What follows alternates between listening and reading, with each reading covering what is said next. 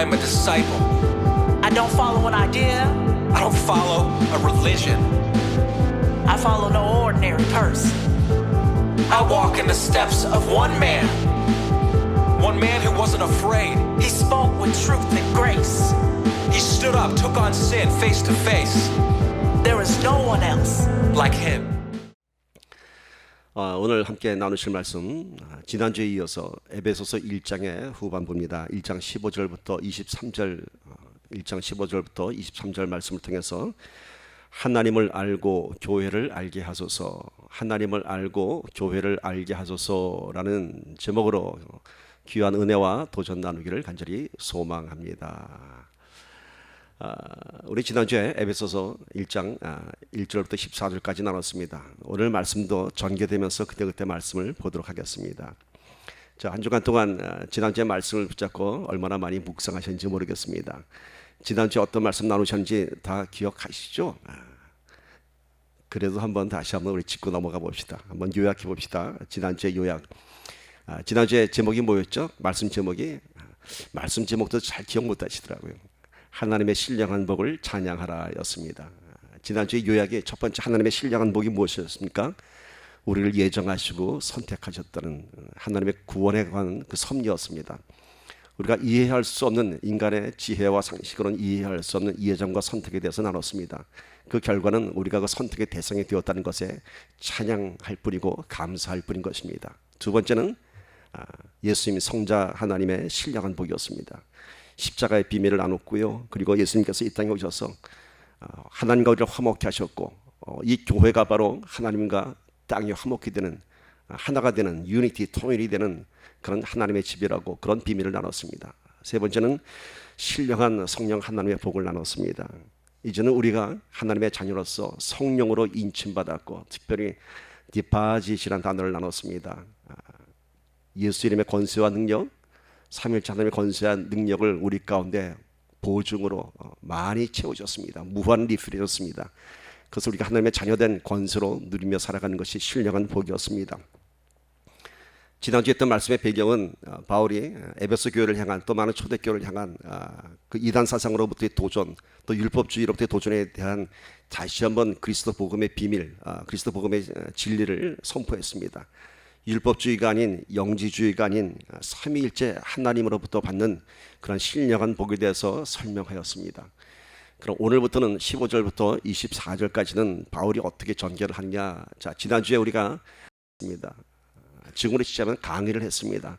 하나님의 신령한 복이 이런 것입니다. 삼위일체 하나님의 신령한 복이. 자, 설명을 했으면 이제 뭐 할까요? 알게 해야 됩니다. 알게 해야 됩니다. 안다는 것은 여기서 말하는 성경적 안다고 하는 의미는 우리가 생각하는 그런 안다는 의미하고 또 다릅니다. 물론 우리는 알아야 됩니다. 지식적으로도 알아야 되고요, 성경도 연구해야 됩니다.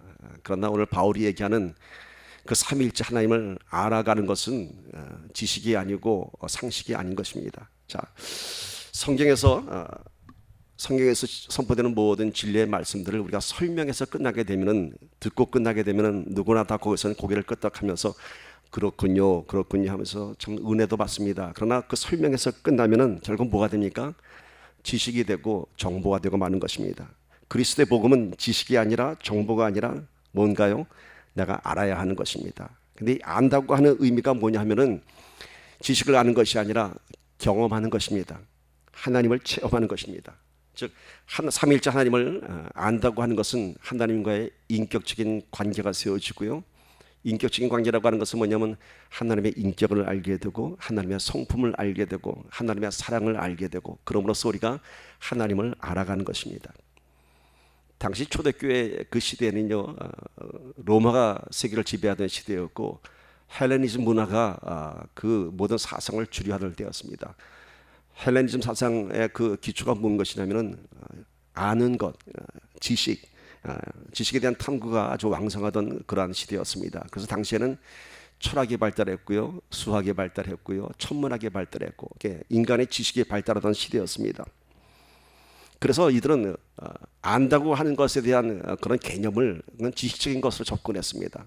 지식적인 것들, 그런 것을 섭렵함으로써 인간의 인격이 풍성해지는 것으로 알고 있었습니다. 그러나 이렇게 지식적인 접근, 그런 정보에 접근이 되면은 knowledge, 아는 것에서 끝나고 마는 것입니다. 그래서 바울은 오늘 이런 아는 것에서 끝난 것이 아니라 그 knowledge가 아니라 하나님을 경험하는 것. 원어에는 야다라는 이제 헬라어를 쓰고 있죠. 우리말하고 비슷하죠. 알다, 야다. 그 야다라고 하는 원어의 뜻은 이런 것입니다. 신부가 신랑을 만나서 첫날 밤을 지내고 나면은 이제 서로가 알았다, 야다 하는 것입니다. 즉 거룩한 관계를 통해서 서로 알아가는 것입니다. 그래서 오늘 바울은 이런 것을 얘기합니다. 내가 지금 설명한 삼위일체 하나님의 신령한 복을 너희들이 그냥 머리로 알고 그렇구나 끄떡끄떡 하는 것이 아니라 체험하라라고 하는 것입니다.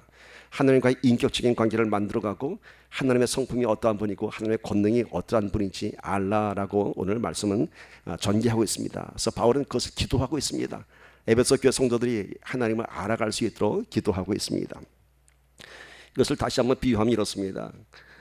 교회에서 속으로 이렇게 공동체를 만듭니다. 목장 또는 예전에는 구역이라 그랬죠.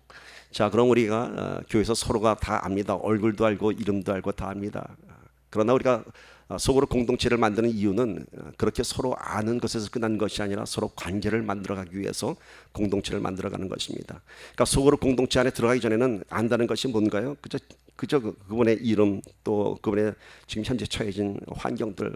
그러나 속으로 공동체 안에 들어가게 되면 뭘 알게 되죠? 이제 좀 더 깊이 그분의 인격을 알게 되고 성품을 알게 되고 또 그분의 기도 제목들, 현재 갖고 있는 그런 영적인 문제들 이런 걸 다 알게 됩니다. 그래서 서로 속으로 공동체에서 알게 됨으로 인해서 이제는 그것이 정말로 그냥 아는 것이 아니라 서로 형제자매가 되어가는 그런 관계를 우리가 볼 수 있습니다. 오늘 바울이 얘기하는 것이 그겁니다. 하나님을 알 때 그냥 아는 것이 아니라 인격적인 관계를 맺어가면서 그분을 알라라고 기도하고 있습니다. 자, 우리가 하나님을 안다고 하는 건 참 쉽지 않은 일입니다. 하나님 안다고 하는 건 결코 우리 지혜와 상식으로는 알아갈 수 없는 분입니다. 만약에 우리 지혜와 상식으로 안다면 그것은 하나님이 아니죠. 더 이상 우리의 지혜와 상식으로 알 수 없는 분이기 때문에 그분은 창조주 하나님이신 것입니다. 그래서 바울은 하나님을 오늘 알기 위한 기도를 하는데 에베소 교인들한테 어떻게 알게 할 것인가에 대한 비밀을 얘기합니다. 에베소서 1장 17절 말씀입니다. 자, 이런 배경으로 말씀을 보시면 좀 더 그 말씀의 의미와 목적을 더 알게 될 것 같습니다. 한 마음으로 읽으십시다. 시작. 우리 주 예수 그리스도의 하나님 영광의 아버지께서 여러분에게 지혜와 계시의 영을 주셔서 하나님을 알게 하시기를 기도합니다. 자, 바울이 지금까지 설명한 삼위일체 하나님의 신령한 복을 설명하고 이제 뭘 얘기합니까? 여러분이 예수 그리스도의 하나님, 예수 그리스도의 하나님, 성자 하나님입니다. 예수 그리스도를 강조하고 있습니다. 그분은 영광의 아버지께서 여러분에게 지혜와 계시의 영을 주셔서 하나님을 알게 하시기를 기도합니다 라고 얘기합니다. 바울의 간절한 기도입니다. 자기가 개척한 에베소 교회에 많은 혼란스러운 소식이 들어올 때 제일 먼저 한 것이 삼위일체 하나님의 신령한 복을 알게 하고 그걸 또 깨닫게 하기 위해서 알게 하기 위해서 기도한 것입니다. 근데 어떻게 안다고요? 지혜로 아는 것이 아니라 인간의 지혜가 아닌 지혜와 계시의 영입니다. The Spirit of Wisdom and Revelation 이렇게 되어 있습니다. 우리에게 인간의 머리로 아는 것이 아닙니다. 뭘로 안다고요? Spirit, 영적으로 알 수 있는 것입니다. 하나님은 영이시니 신령과 진정으로 예배할지라라는 말씀은 하나님은 영이시기 때문에 우리가 신령한 것 아니면 하나님과 예배할 수가 없는 것입니다. 마찬가지로 하나님을 안다고 하는 것도 결코 우리의 지식으로 또 우리의 어떤 인간의 지혜로 알 수 있는 것이 아닙니다. 영으로, 어떤 영? 지혜와 계시의 영입니다. 네, 이 계시라고 하는 것이 무엇인가요? 계시라고 한 뜻은 revelation, 뜻은 감추어진 것을 드러내는 것입니다. 그러니까 하나님을 알게 하는 것은 하나님께서 지금까지 감추어뒀던 하나님의 경륜, 하나님의 섭리를 이제 하나님께서 드러내십니다. 리벨레이션 하십니다. 근데 그것을 우리가 어떻게 한다고요? 인간의 지혜가 아닌 지혜의 영으로 알게 되는 것입니다. 이것이 뭘까요, 여러분? 바로 성령으로 아는 것입니다. 즉 하나님을 아는 것은 지혜와 계시의 영, 성령을 통해서 우리가 알게 되는 것입니다. 그렇지 않고서는 우리는 도저히 하나님을 알 수 없습니다. 아무리 말씀을 들어도 아무리 기도를 많이 해도 그것 갖고는 하나님 알 수 없습니다. 우리 안에 지혜와 계시의 영, 성령이 임할 때 비로소 하나님에 대해서 인격적으로 알게 되고 하나님을 만나게 되는 것입니다. 야구 경기를 보면은 또 다른 종목과 달라서 계속 우리가 알 수 없는 몸짓들을 볼 수 있죠. 감독의 사인을 보냅니다. 뭐 머리도 만졌다, 코도 만졌다, 뭐 이상한. 그 옛날에 한국에 김동혁 감독이었나요? 그분은 또 아주 유난스러운 그 사인을 보냈던 걸로 유명합니다. 빨간 유니폼 입고 나와서 뭐 온갖 손짓발짓합니다. 막 춤추듯이 합니다. 그런데 그 사인을 보면서 상대편 선수가 아무리 봐도 알 수가 없습니다. 그게 무슨 작전을 지시하는지, 도루 사인을 내는 건지, 번트 사인을 내는 건지 도저히 알 수가 없습니다. 그러나 내 팀 선수들은 압니다. 왜요? 미리 그 사인을 알려줬기 때문인 것이죠. 알려준 것을, 내가 코를 만지면 뭐다, 뭐 만지는 행동이 하는 것이 내 작전 사인이라는 것을 알려줬기 때문에 알 수 있는 것이죠. 마찬가지입니다. 하나님께서도 자신을 드러냈지만은 세상의 지혜로는 알 수가 없는 것입니다. 세상의 지혜로는 아무리 이상한 사인을 해도 알 수 없는 상대팀 선수들처럼 세상의 지혜로는 알 수 없는 것입니다. 그래서 오직 지혜와 계시의 영을 통해서만이 하나님을 알 수 있는 것입니다. 제 경우에 좀 간증을 좀 하도록 하죠. 지혜와 계시의 영에 대해서 제가 겪었던 경험을 좀 간증합니다. 저는 어려서 말 배우기 전부터 할머니 등 옆에서 교회 나갔던 사람입니다. 그리고 참 장년이 될 때까지 늘 제 신상 기록을 쓰는 날에는 늘 종교, 기독교 이런 걸 썼던 사람입니다. 그런데 이해할 수 없는 것이 있었습니다. 왜 그렇게 극성스럽게 예수들을 믿는지 저는 이해할 수 없었습니다. 제가 30대였던 1980년대에는 한국에 굉장한 부흥이 있었습니다. 새벽 기도가 불붙었고요. 가는 곳마다 부르짖어 기도한 교회가 많았습니다.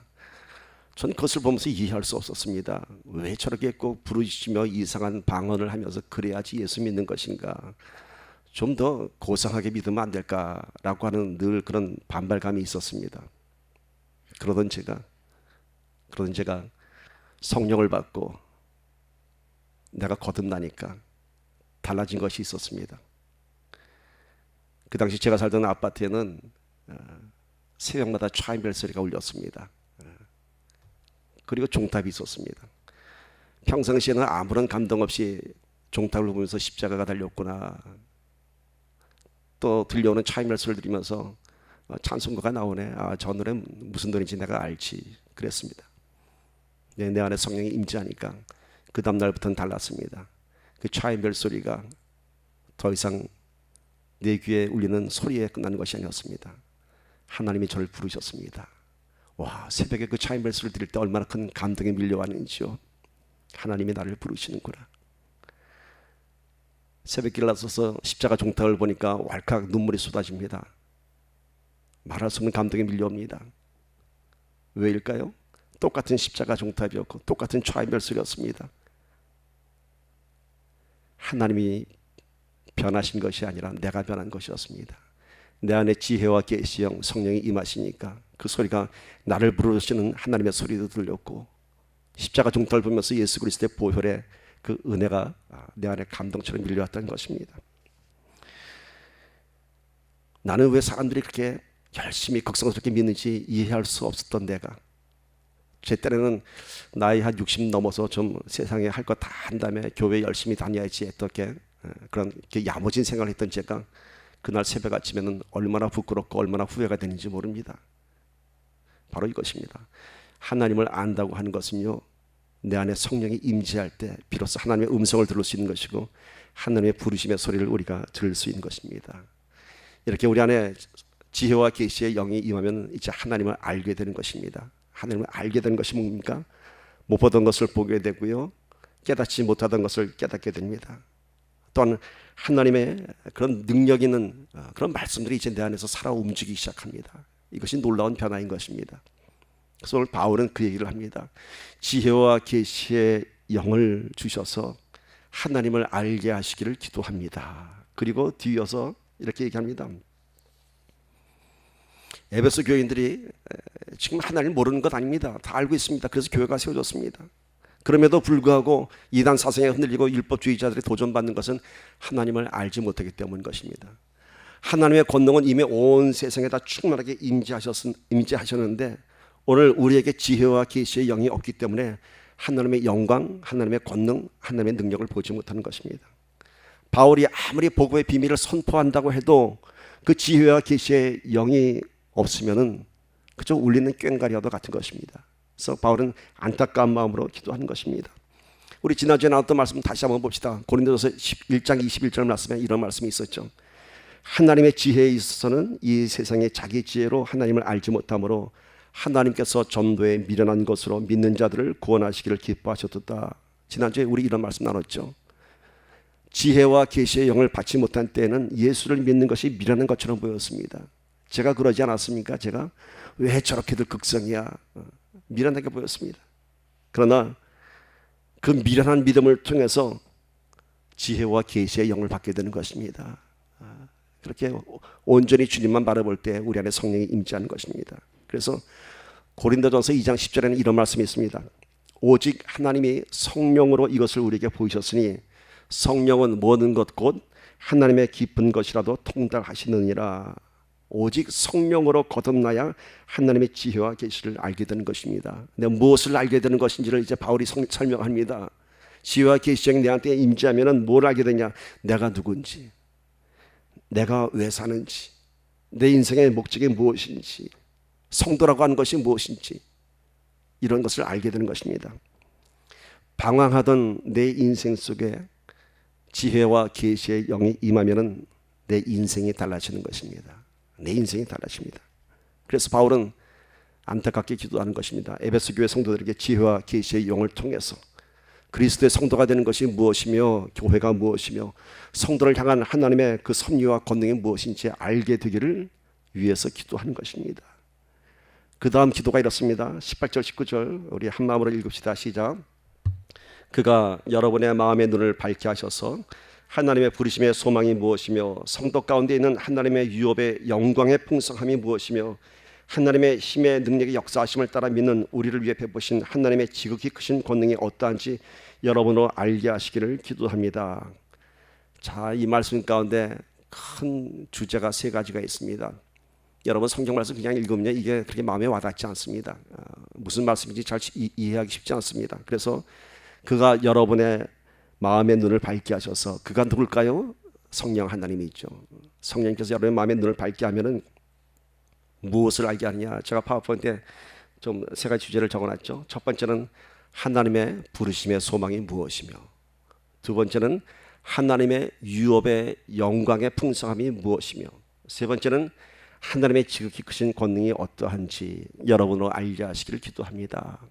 자, 부르심의 소망, 유업의 영광의 풍성함, 지극히 크신 권능, 여러분 어떻게 설명하시겠습니까? 다 그 말이 그 말 같습니까? 아닙니다. 이 세 가지 주제를 지금 바울은 에베소 교인들이 성령을 통해서 지혜와 계시의 영을 통해서 알게 되기를 원하는 것입니다. 저와 여러분이 오늘 이 세 가지 주제를 깊이 깨닫기를 간절히 소망합니다. 첫 번째, 부르심의 소망이 무엇이며, 부르심의 소망. 우리 하나님의 신령한 복 가운데 그 복이 무엇이었죠? 부르심의 선택과 예정에 관한 복이었습니다. 근데 이 부르심 가운데 갖게 되는 소망을 얘기합니다. 하나님이 우리를 선택하시고 예정하셨습니다. 우리를 부르셨습니다. 그 특권이 무엇인가? 하나님의 자녀 되는 것이 무엇인가? 여러분, 진정한 신앙이 되면요, 하나님의 부르심에 대한 내 안에 감동이 생기면은 내 안에 소망이 생깁니다. 우리가 신앙 가운데 소망이 없는 것은 뭔지 아세요? 아직 부르심 받는 것을 모르는 것입니다. 제가 좀 쉽게 구분하면 이런 겁니다. 교회 나온 지 오래됐습니다. 늘 설교도 듣고 찬양도 합니다. 기도도 합니다. 하나님에 대해서 말씀을 들을 때 고개를 끄덕끄덕 합니다. 아멘도 합니다. 그러고 끝나고 나면 that's it, 그걸로 끝입니다. 그런데 어느 날 똑같이 듣던 그 말씀이 내 심령을 울립니다. 그것이 그냥 들리는 그냥 말씀이 아니라 하나님이 나를 향한 간절한 사랑의 메시지로 들려오기 시작합니다. 그러면 그것이 하나님의 콜링이 내 안에 임재하는 것입니다. 늘 듣던 말씀이지만 오늘따라 특별히 내 가슴을 때립니다. 이것이 뭔가요? 하나님이 지금 나를 부르시는 것입니다. 나를 부르시는 것입니다. 말씀을 통해서. 오늘 우리가 이러한 감동받기를 간절히 소망합니다. 하나님이 나를 부르셨다. 하나님이 특별히 나를 위해서 지금 이 말씀을 선포하고 있다. 이게 내 안에 감동이 되면요, 내 안에 어떻겠습니까, 여러분? 소망이 생기죠. 소망. 왜? 그 하나님이 나를 부르셨군요. 늘 남의 하나님 같았고 늘 이해할 수 없는 하나님이었는데 그 하나님이 오늘 나를 부르셨어요. 이게 큰 소망입니다, 여러분. 부르심의 소망이 무엇이며 지혜와 계시의 영을 통해서 하나님이 나를 부르셨다는 사실을 깨닫게 될 때 우리 안에 큰 소망이 일어나는 것입니다. 이 소망을 알라고 합니다. 그저 세상의 소망이 아닌 내가 하나님을 알게 됨으로 인해서 내가 잘 먹고 잘 살고 뭐 내 문제가 해결되고 이러한 소망이 아닌 어떤 소망인가요? 거룩한 소망이 생깁니다. 이제는 내 안에 거룩한 자존감이 생깁니다. 누구라고요? 하나님이 나를 부르셨다는 사실에 대해서. 내가 잘 먹고 잘 사는 것 이 땅에서 끝입니다. 그것보다 더 존귀한 것, 더 거룩한 것, 더 높은 가치를 알게 되는 것입니다. 하나님이 나를 부르셨다는 사실에서. 그래서 이제 우리 안에 뭐가 생깁니까? 어떠한 소망? 나는 하나님의 자녀구나. 하나님이 나를 눈동자처럼 지켜주시는구나. 이제 지금까지 살았던 내 인생 그건 다 잊어버리고 새로운 인생을 시작할 수 있다 하는 그런 소망이 생기는 것입니다. 당시 초대교회에 어떤 사람들이 있었습니까? 소외받던 사마리아인들, 구원이 없다고 하던 이방인들, 유대인들에게 열등감을 가졌던 그들에게 이제 어떠한 소망이 생깁니까? 하나님의 부르심의 소망이 생기는 것입니다. 유대인뿐이 아닌 나도 선택받았다고 하는, 나도 하나님의 자녀가 됐다고 하는 그런 거룩한 신분으로 살아가게 되는 것입니다. 이것이 큰 소망인 것입니다. 다시 한번 오늘 우리가 그러한 소망을 깨닫기를 바랍니다. 여러분, 이제는 여러분이 살아가는 것 아닙니다. 여러분이 눈물을 흘리고 여러분이 참 두려워하고 염려하는 이 세상, 이제는 여러분 살아가는 거 아닙니다. 우리 하나님께서 우리를 부르셨기 때문에 우리 하나님께서 우리의 인생을 책임져 주십니다. 주님 앞에 나가는 그날까지 그 부르심의 소망을 갖기를 축복합니다. 당시 에베소 교회에 수많은 계층의 사람들이 있었죠. 소외받은 사람이 더 많았고 인생에 실패한 사람들이 더 많았습니다. 오늘 우리도 마찬가지입니다. 지나온 인생 돌아보면 실패한 일들이 더 많고요, 부끄러운 일들이 더 많고 하나님 앞에 나올 수 없는 참 그런 더러운 우리의 모습을 기억할 수 있습니다. 그러나 우리 하나님은 그런 것은 다 잊어버리시고 오늘 우리를 새롭게 부르셨습니다. 새롭게 하셨습니다. 그것이 우리의 소망인 줄 믿습니다. 인도에 가신 선교사님들이 선교하는데 가장 큰 애로사항이 그들의 계급이라고 합니다. 여러분 아시겠지만 인도에는 4가지의 계급으로 그들의 신분을 규정하고 있습니다.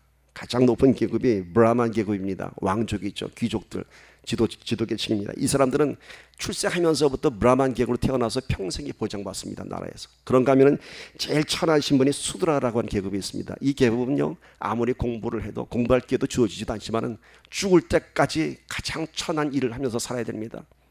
그들의 눈빛에는 소망이 없습니다. 왜요? 아무리 노력해도, 아무리 열심히 살아도 나는 이 천민의 신분을 벗어날 수 없기 때문인 것입니다. 부르심의 소망이 뭔지 아십니까, 여러분? 브라만 계급과는 비교도 할 수 없는 존귀한 하나님의 자녀로 부름받았다라는 사실입니다. 비록 지금까지는 우리가 실패한 인생으로 살았는지 모르겠지만은 이제는 하나님께 부름받은 자부심 있는 소망 있는 신앙이 될 것을 다시 한번 믿음으로 선포합시다. 두 번째는 하나님의 유업의 영광의 풍성함이 무엇이며 이렇게 얘기합니다. 하나님의 유업, 우리말로 하면 기업, 하나님의 자녀, 하나님의 자녀된 그런 영광의 풍성함이 무엇인가 얘기합니다. 자, 부르심의 소망, 부르심의 선택을 통해서 하나님의 자녀가 됐습니다. 그러면 이제 다리 두 번째 단계로 그 하나님의 자녀, 하나님의 기업이 갖게 되는 영광이 무엇인지 알라, 무엇인지 알게 되길 기도한다 이렇게 얘기합니다. 저는 이 하나님의 자녀의 기업의 영광에 대해서 말씀으로 증거하고자 합니다. 자, 로마서 8장 14절 15절 말씀 봅니다. 하나님 자녀의 기업의 영광이 무엇인지. 무릇 하나님의 영으로 인도함을 받는 사람은 곧 하나님의 아들이라. 너희는 다시 무서워하는 종의 영을 받지 아니하고 양자의 영을 받았으므로 우리가 아바 아버지라고 부르짖느니라.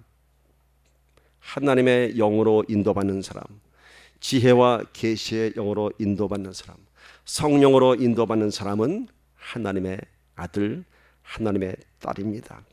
이제는 세상 권세의 종이 되는 것이 아니라, 세상에 묶여 있는 것이 아니라 이제는 하나님의 자녀가 된 것입니다. 그래서 이제는 우리가 아바, 아버지라고 부르는 것입니다. 이것이 하나님 자녀의 기업입니다. 세상에 묶여있던 우리가 이제는 세상으로부터 자유함을 받고 죄로부터 자유받고 하나님의 자녀가 되는 것입니다. 90년대에 나왔던 영화 중에 아주 여성들에게 큰 인기를 얻었던 영화가 있죠. 프리티 워먼이라고 하는 영화입니다. 다 아마 보셨는지, 아마 보신 분은 지금도 기억하실 것입니다. 리처드 기어라고 하는 멋진 남자 배우가 나왔고요. 줄리안 로버츠라고 하는 당시에 신인이었는데 이 영화로 아주 크게 유명해진 여자 배우가 있었습니다. 이 프리티 워먼이라는 영화를 얘기하면요, 여자분들이 본 이 영화를 본 여자들은 죽을 때까지 이 영화 얘기하면 안 잊어버립니다. 왜 그런지 아세요? 잘 아시죠? 반거리의 여자가 백만장자 남자를 만나서 정말 백마탄 왕자를 만나서 상류 사회에서 그렇게 살아가는 아주 꿈 같은 얘기죠. 꿈 같은 얘기. 신분이 반거리의 여자가 백만장자의 연인이 되는 그런 주제의 영화입니다. 그러니 이걸 잊을 수가 있어야죠. 이 꿈 같은 사실을.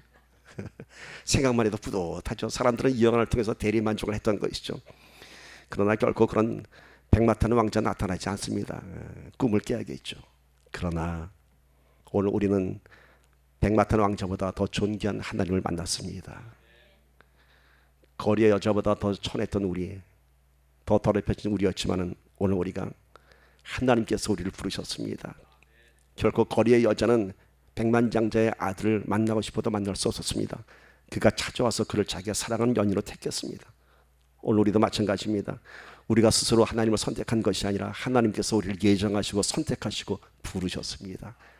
그래서 그 좋으신 하나님이 나의 아버지가 되는 것입니다.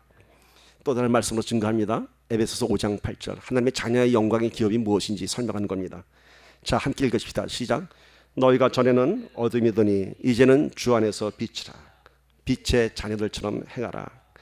자, 에베소 4장부터 6장까지는 제가 성도들이 해야 할 신분이 무엇인가를 1장 3장에 설명했다면 4장부터 6장까지는 어떻게 살아야 할 것인가에 대한 주제라고 얘기했죠. 그래서 5장 보세요. 너희가 전에는 어둠이더니 이제는 주 안에서 빛이라. 그래서 빛의 자녀들처럼 행하라. 여러분, 이제는 우리가 어둠의 자식들이 아닙니다. 이제는 거리의 여자들이 아닙니다. 이 말에 너무 충격받지 마십시오. 목사님이 어떻게 알았지 하고 놀라지 마시고, 저도 마찬가지입니다. 저도 어둠의 자식이었고, 저도 그렇게 참 죄에 타락한 사람이었죠. 그러나 이제는 누구라고요? 너희가 전에는 어둠의 자녀들, 이제는 주 안에서 빛이라. 그러니까 어떻게 해요? 빛의 자녀처럼 살아라. 이렇게 얘기하는 것입니다. 오늘 우리가 하나님의 기업이 되는 하나님의 자녀들입니다. 그런데 이거는 누가 더 기뻐하는지 아세요, 여러분? 우리가 이제 하나님의 부르심의 소망 가운데 하나님의 자녀가 돼서 우리가 할렐루야, 우리가 기뻐하죠. 누가 더 기뻐하시냐면 하나님께서도 기뻐하십니다.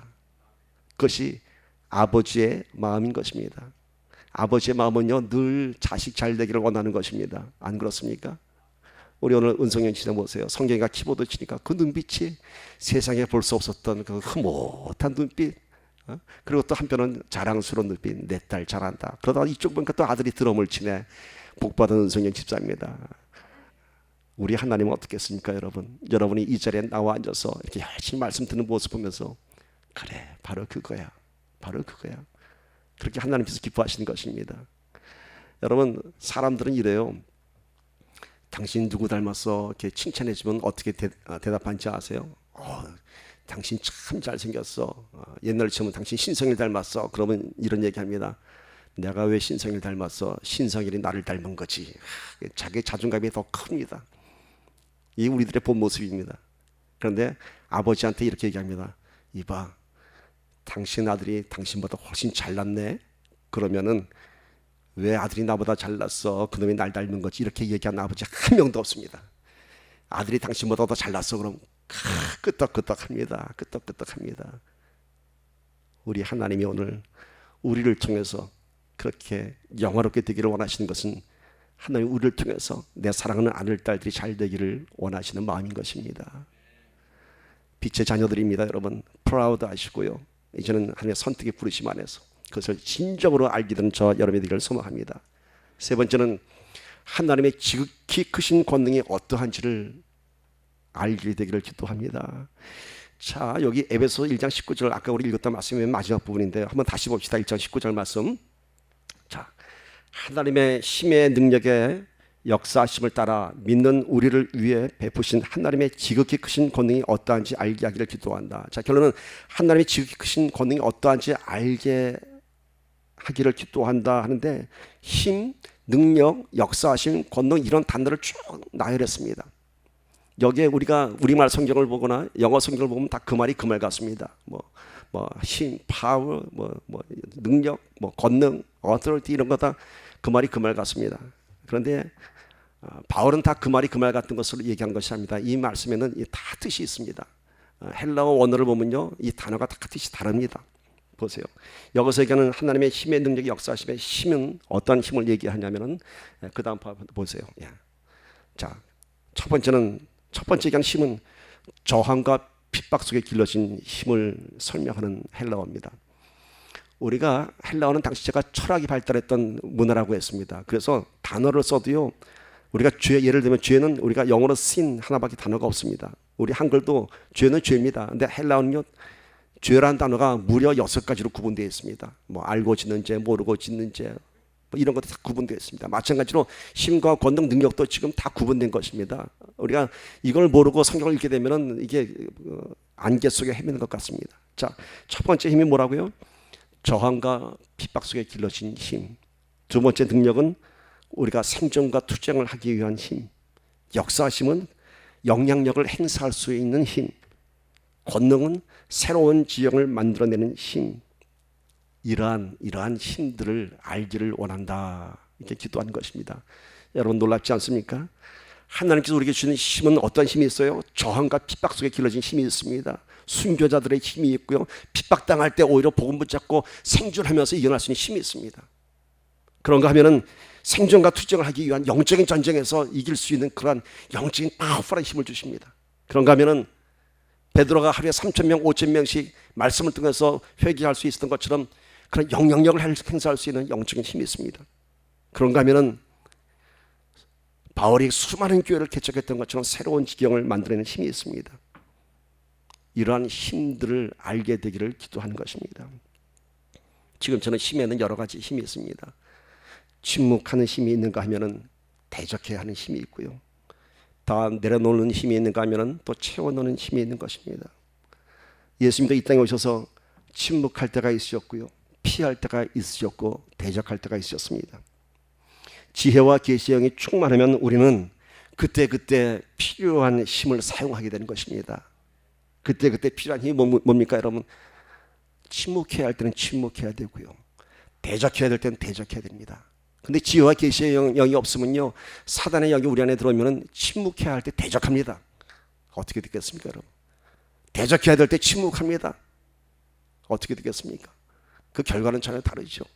그래서 우리가 지혜와 계시의 영이 임하면은 우리가 이 안에 나오는 힘이 다릅니다. 그때 지혜를 줘서 이 상황에서는 내가 침묵하면서 하나님만 바라봐야겠구나 하는 힘이 생기고요, 또 어떤 상황에서는 여기서 내가 이겨야 돼, 내가 이 유혹을 이겨야 돼, 내 이 시험과 이런 곤란을 이겨야 되는 그런 투쟁하는 힘이 생기는 것입니다. 그런가 하면은 오늘 나 안의 신앙 고백을 통해서 누군가의 영향력을 행사할 수 있는 힘이 있는 것이고요, 또 그런가 하면 우리 지경을 넓혀주는 그런 힘이 있는 것입니다. 자, 여기까지 잠깐 정리하고 넘어가십시다. 자, 바울이 지금 어떻게 정리합니까? 삼위일체 하나님의 신령한 복에 대해서 1장 1절부터 14절까지 설명했습니다. 그리고 이제는 설명이 아니라 하나님을 알게 되기를 위해서 기도했죠. 그죠? 설명했고 알게 되기 위해서 뭘 얘기해서 지혜와 계시의 영을 받게 되기를 기도했습니다. 그래서 지혜와 계시의 영이 임하면은, 마음의 눈을 열면은, 성령을 받으면은, 하나님을 알게 되면 어떤 일이 일어난다고요? 부르심의 소망이 무엇인지, 하나님의 유업의 영광의 기업이 무엇인지, 하나님의 권능이 무엇인지 알게 되는 것입니다. 알게 되는 것이 뭐라고요? 체험하게 되는 것입니다. 체험하게 되는 것입니다. 자, 이어서 이제 바울은 점점 더 얘기를 본론적으로 결론적으로 끌고 들어갑니다. 이제 바울은 이제 비로소 하나님의 권능에 대해서 더 구체적으로 설명합니다. 지금도 힘에 대해서 4가지로 설명했지만은 그 힘의 권능이 무엇인지 더 구체적으로 설명합니다. 하나님의 권능이 뭐라고요? 새로운 지경을 만들어내는 힘입니다. 그것이 무엇인가요? 에베소서 1장 20절 보십시오. 그의 능력이 그리스도 안에서 역사하사 죽은 자들 가운데서 다시 살리시고 하늘에서 자기의 오른편에 앉히사, 이렇게 했습니다. 그의 능력이 그리스도 안에서 역사하사. 자, 하나님의 권능이 뭐라고 했죠? 새로운 지경을 만들어 나가는 것입니다. 하나님이 어떻게 하셨죠? 이제 예수 그리스도를 이 땅에 보내셔서 예수 그리스도가 이 땅에 있는 동안 하나님께서 뭘 역사하셨죠? 하나님의 영광을 드러내셨습니다. 수많은 기사와 이적을 통해서. 예수님께서 이 땅에 오시기 전에는 하나님께서 어떻게 나타나셨습니까? 특별한 장소에서 특별한 선지자를 통해서 나타나셨습니다. 호렙산 떨기나무에 하나님의 영광이 나타나셔서 말씀을 주셨습니다. 이스라엘 백성들의 광야 40년간 구름기둥, 불기둥, 또 많은 하나님의 이적을 통해서 하나님의 영광을 드러내셨습니다. 그리고 그 이후에는 성막을 통해서 또 성전을 통해서 하나님의 임재를 나타내셨습니다. 그런데 예수님께서 이 땅에 오시고 나서는 이제는 그 모든 하나님의 영광이 예수님을 통해서 나타나셨습니다. 예수님의 권능이 뭐라고요? 새로운 지경을 만들어 나가는 것입니다. 어떻게 만들어 나가셨어요? 이 땅에, 이 패역한 이 땅 위에 하나님께서는 예수님을 보내셔서 예수님을 통해서 이 땅에 새로운 지경을 열으셨습니다. 귀신 들린 자를 쫓고요, 병든 자를 고치시고 수많은 기사와 이적을 보이시면서 예수님의 사역을 통한 하나님의 권능, 하나님의 영광이 드러난 것입니다. 예수님 통해서 하나님의 지경이 이 땅에 선포됐습니다. 그리고 그 클라이맥스가 뭔지 아세요? 죽은 자들 가운데서 다시 살리시고 예수 그리스도를 통해서 보이시는 그 수많은 하나님의 능력, 그 결정이 뭔가요? 부활입니다. 십자가에서 다시 살아나셨습니다. 그 어느 종교에도 없는 부활입니다. 그래서 기독교의 가장 핵심적인 가치가 부활인 것입니다. 예수 믿는 것이 우리에게 가장 큰 소망이 되는 것이 무엇인가요, 여러분? 부활이죠. 부활이죠. 다시 사는 것입니다. 그것이 우리의 큰 소망인 것입니다. 어느 종교에도 부활 없습니다. 오로지 그리스도의 복음에만 부활이 있는 것입니다. 그래서 오늘 우리가 이 땅에 살아가면서도 또 다른 새로운 소망이 우리 안에 가득히 채워져서 이 땅에서 승리하면서 살아갈 수 있는 것입니다. 정말 부활을 믿으세요, 여러분? 어느 여름날 하루살이하고 매미하고 대화를 나눕니다. 하루해가 다 저물었습니다. 매미는 맴 하루 종일 울었고요, 하루살이는 하루 종일 바쁘게 날아다녔습니다. 그날 굿나잇 인사하면서 매미가 얘기합니다. 하루살이야, 오늘 반가웠어. 나도 이제 잘 테니까 너도 자고 내일 아침에 만나자. 굿나잇. 그러니까 하루살이가 갸우뚱합니다. 뭐라고? 내일 아침에 만나자고. Tomorrow morning? 내일 아침? 내일 아침이 뭔데? 하루살이는 이해할 수 없었습니다. 매미가 내일 자고 나면 내일 또 해 뜨잖아. 무슨 내일이 있어? 난 오늘 잠은 끝이야. 그 다음에 이제 여름이 다 지나갔습니다.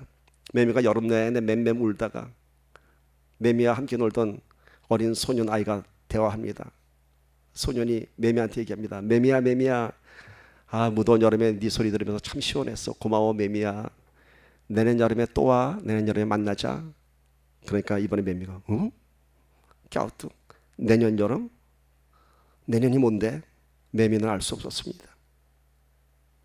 아직도 매미가 그 다음에 또 나타난 줄 아시는 분이 계시는 것 같은데, 매미는 7, 8년간 땅속에 있다가 딱 한여름 맴 울고 죽습니다. 그 소년이 커서 어른이 됐습니다. 어느 날 그 소년에게 하나님이 나타났습니다. 이봐, 이 다음에 영원한 나라에서 나랑 같이 살자. 소년이 얘기합니다. 예? 영원한 나라요?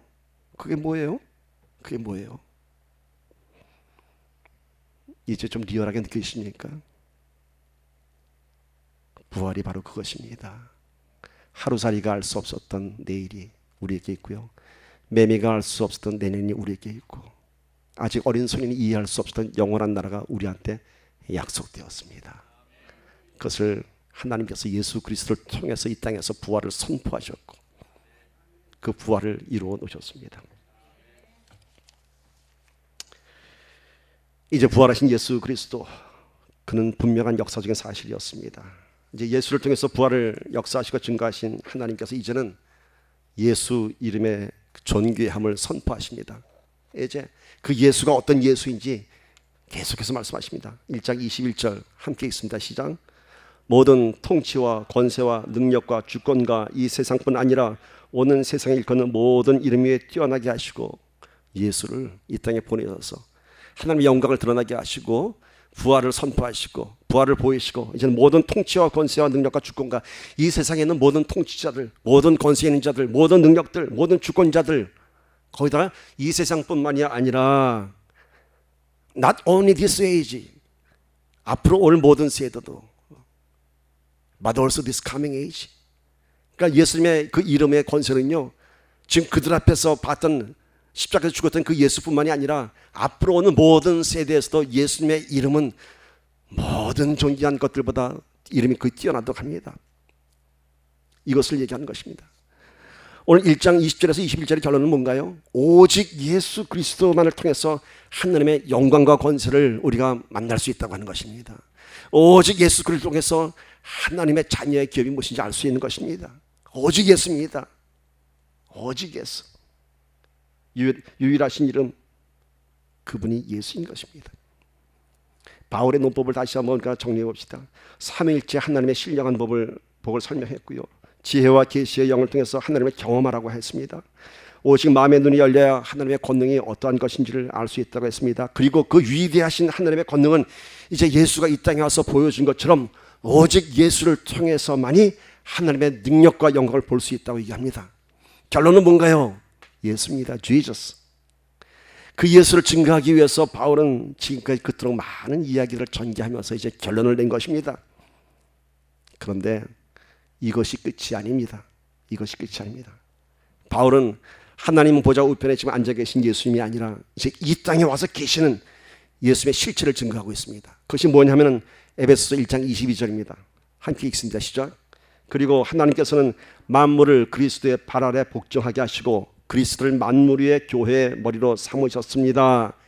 자, 하늘 보좌에 올라가셨지만은 거기서 끝난 것이 아니라 우리 예수 그리스도가 이 땅 위에 교회의 머리가 되게 하셨습니다. 모든 만물들이 그리스도의 발 아래 복종하게 하셨다고 합니다. 바울은 지금 교회가 얼마나 어마어마한 것인지를 지금 얘기하고 있는 것입니다. 교회 그냥 모여서 늘 만나서 예배드리고 교제하고 그거 교회가 거기서 끝나는 것 아니야. 교회의 머리는 예수 그리스도고 그 예수 그리스도의 권능이 이 교회에 가득 찬 거야 라고 얘기하는 것입니다. 교회는 어마어마한 것이야. 교회 안에 모든 권세가 다 복종할 수 없겠고 그 발 앞에 무릎 꿇는 거야. 이렇게 얘기하는 것입니다. 에베소서 1장 10절에서 우리가 지난주에 봤죠. 때가 차면 그리스도 안에서 하늘에 있는 것들과 땅에 있는 것들을 모두 통일시키고자 하는 것입니다. 자, 교회가 뭐라고요? 하늘과 땅에 있는 모든 것들이 예수 그리스도 안에서 하나가 되고 연합되고 통일되는 것입니다. 이것이 바로 교회인 것입니다. 그래서 교회가 바로 모든 것을 통치하는 하나님의 권능, 하나님의 나라인 것입니다. 아멘. 오늘 우리가 그 집에 와 있는 것입니다. 예수 그리스도가 왜 교회의 머리가 되는지 이해가 가세요? 그냥 하나님께서 예수 그리스도를 교회의 머리로 삼으셨다 이렇게 하면은 어떨지 모르겠지만 좀 더 우리가 이 배경을 봅시다. 자, 예수님께서는 삼위일체 성부 성자 성령 하나님 가운데 한 분이십니다. 그분이 이 땅에 오셨습니다. 자, 우리가 결혼식 갈 때 이런 설교가 많이 듣죠. 남자가 부모를 떠나 그의 아내와 합하여 둘이 한 몸을 이룰지니라. 남자가 부모를 떠나 예수님께서 하늘을 떠나셨습니다. 그리고 그의 아내와 합하여 둘이 한 몸을 이룰지라. 우리 예수님께서 이 땅에 오셔서 우리의 신랑 되셨다고 얘기합니다. 오늘 우리는 예수님의 신부가 된 성도들입니다. 그러면은 가정의 머리가 누군가요? 신랑이 되면 신랑이 가정의 머리입니다. 가정의 제사장입니다. 우리가 그리스도의 신부가 되었습니다. 그리스도 우리의 신랑입니다. 그렇다면 교회의 머리가 누군가요? 예수 그리스도이죠. 바로 그것입니다. 하나님께서는 예수님을 우리의 신랑 되신 예수님을 이 땅에 보내셔서 그 신랑이 우리를 구속하셨고 우리를 구원하셨고 그 신랑을 통해서 우리가 지금 먹고 사는 것입니다. 아멘. 아멘. 그래도 가정에는 남자가 제사장적인 역할을 해야 하는 것입니다. 오늘 그리스도의 머리가 된 것이 교회의 머리가 그리스도가 된 것은 큰 축복인 것입니다. 오늘 우리 교회의 머리는 누군가요? 예수 그리스도인 것입니다. 예수 그리스도인 것입니다. 자, 바울은 1장에서 가장 중요한 결론을 내고 있습니다. 1장 23절 봅시다. 시작. 교회는 그리스도의 몸이요 만물 안에서 만물을 충만하게 하시는 분의 충만입니다. 이게 한글 성경이 이래서 참 힘든 거예요. 벌써 뭐 만물이라는 단어가 2번 나오고 충만이라는 단어가 2번 나오고 무슨 말인지 잘 모르겠어요. 교회는 그리스도의 몸이요 만물 안에서 만물을 충만하게 하시는 분의 충만입니다. 자, 뭘 의미합니까? 교회는 그리스도의 몸이고 교회의 머리는 예수 그리스도다. 즉 교회와 그리스도는 하나가 된 연합된 영적인 유기체인 것을 얘기하는 것입니다. 영적인 유기체라고 하는 것은 영적인 생명체입니다.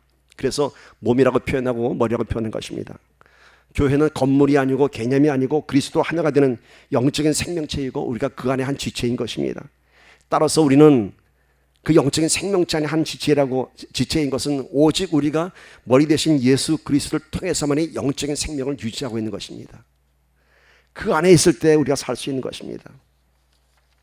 그 다음에 만물 안에서 만물을 충만하게 하시다 이렇게 얘기합니다.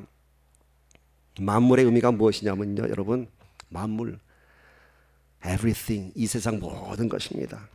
근데 이 세상 모든 것을 보면서 여러분 어떤 것을 느끼십니까? 이 세상 모든 만물, 그 어디에 가도 하나님의 창조와 권능의 영광이 있습니다.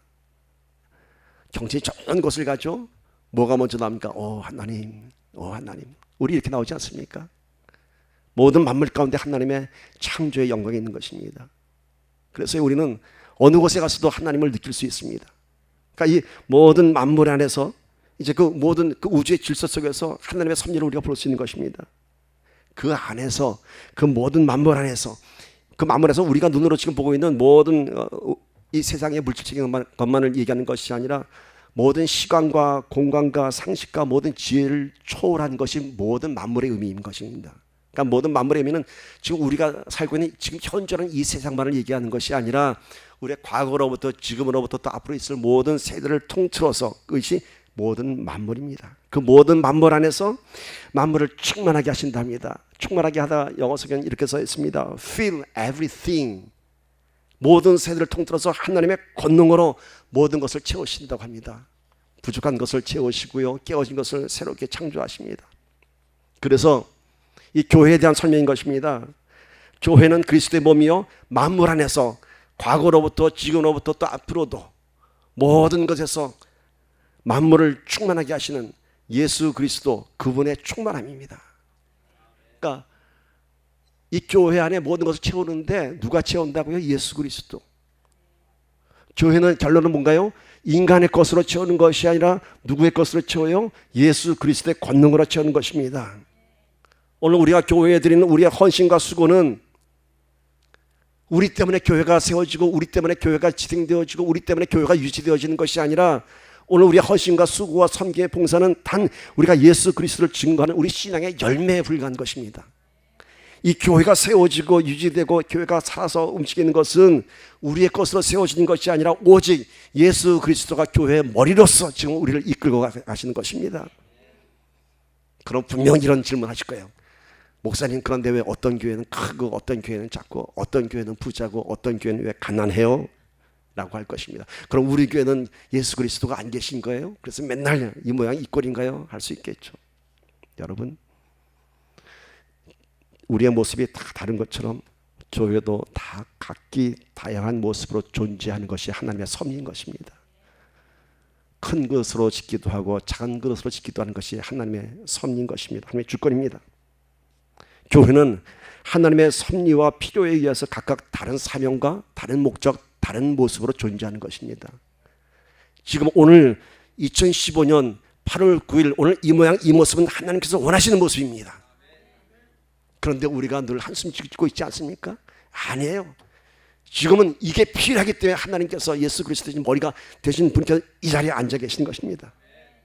우리의 눈에 보이는 것으로 교회의 작고 큰 것을 비교하고 많고 작음을 평가해서는 안 되는 것입니다. 단 예수 그리스도의 은혜와 권능이 얼마나 충만한가, 이것이 그 교회가 살아있는가 죽어 있는가를 우리가 비교할 수 있는 것입니다. 여러분, 오늘 우리는 이것 하나로 기뻐하십시다.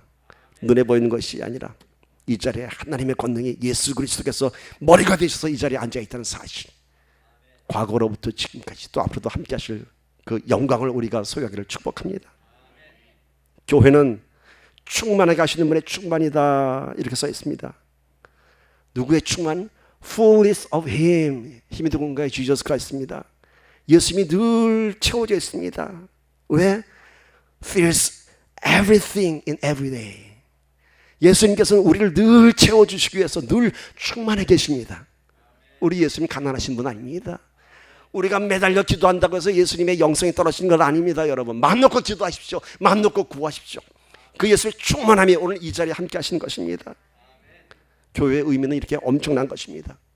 우리는 교회에 대해서 과연 지금까지 어떻게 알고 어떻게 이해하고 있었는가 한번 다시 한번 생각해 보기를 바랍니다. 교회는 위대한 것입니다. 교회는 예수 그리스도의 권능이 있는 것입니다. 교회는 하늘과 땅이 하나가 되는 것입니다. 교회는 우리가 이 안에서 살 수 있는 것입니다.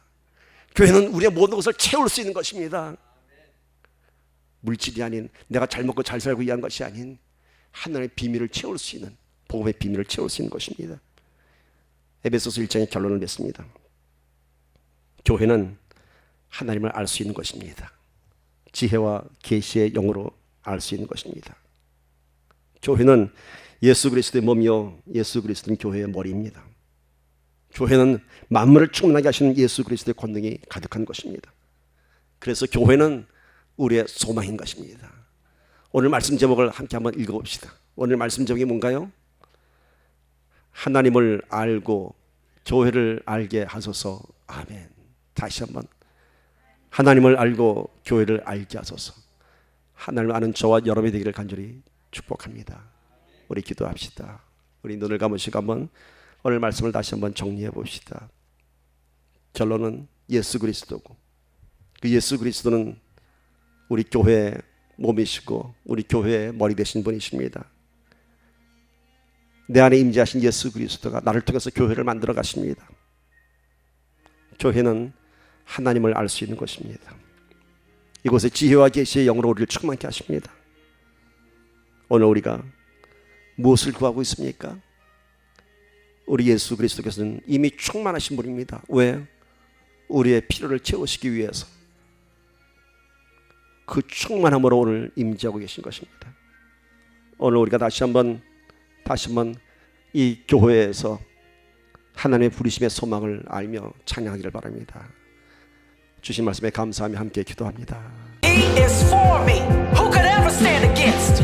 So with trembling hands, I'll no longer sit on the fence. Lip service is not enough. I won't just sit in a pew. I won't bite my tongue. But for him and through him, I will run. He has marked out a race, and from the start to the finish, I will seek his face. I will live and I will love like Jesus by the power of the Spirit that he gave us. I will give up what I cannot keep to gain what I cannot lose. I'll be a disciple. Will you?